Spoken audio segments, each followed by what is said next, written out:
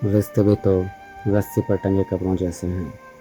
कभी तिलमिलाहट का तौलिया, कभी मुस्कान की कमीज, कभी गम का पायजामा, कभी रूठने की ओढ़नी तो कभी मनाने का दुपट्टा। सब टंगे रहते हैं, हवा लगते ही उड़ने को तैयार। एक मनचले का कहना था कि इन आंधियों से कह दो कि औकात में रहें, इन आंधियों से कह दो कि औकात में रहें। 3 बार मेरा तौलिया उड़ा के ले गई है। रस्सी या तार पर सूखते कपड़ों को हवा आंधी से बचाने वाली एक छोटी सी चिमटी का काम कितना बड़ा है। यह कपड़ों को जकड़े रहती है, उड़ने ही नहीं देती। अगर ये मामूली सी चिमटी न होती तो हमारे कमीज पायजामे भी हवा संग पड़ोस की खिड़की या किसी बालकनी में फड़फड़ा रहे होते, और फिर घर में लट्ठम लट्ठा शुरू कि मेरे कपड़े कहाँ गए। रिश्ते भी तो रस्सी पर टंगे कपड़ों जैसे ही हैं। कभी तिलमिलाहट का तौलिया, कभी मुस्कान की कमीज, कभी गम का पायजामा, कभी रूठने की ओढ़नी तो कभी मनाने का दुपट्टा।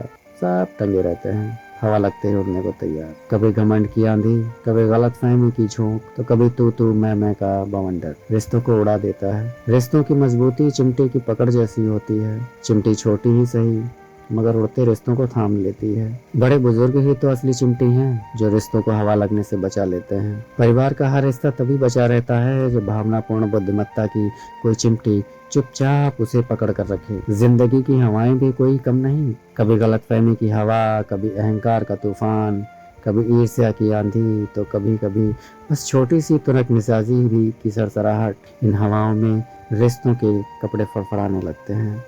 कभी लगता है कि बस अब उड़े और फिर बिखर जाएंगे, छिटक जाएंगे और रह जाएंगी सिर्फ खाली रस्सी। लेकिन तभी एक अदृश्य सी ताकत बीच में आ जाती है, वह है रिश्तों की चिमटी। ये चिमटी कोई और नहीं होती।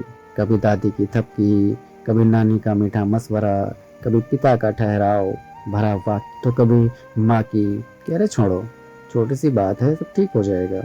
यकीन मानिए इन चिमटियों ने न जाने कितने रिश्तों को उड़ने से बचाया है। 2 भाइयों की जिद को पिघलाया है, 2 बहनों के बीच की गलतफहमियों को धो डाला है, पति पत्नी की तकरार को हंसी में बदल दिया है और पड़ोसियों की अनबन को सुलझाया है।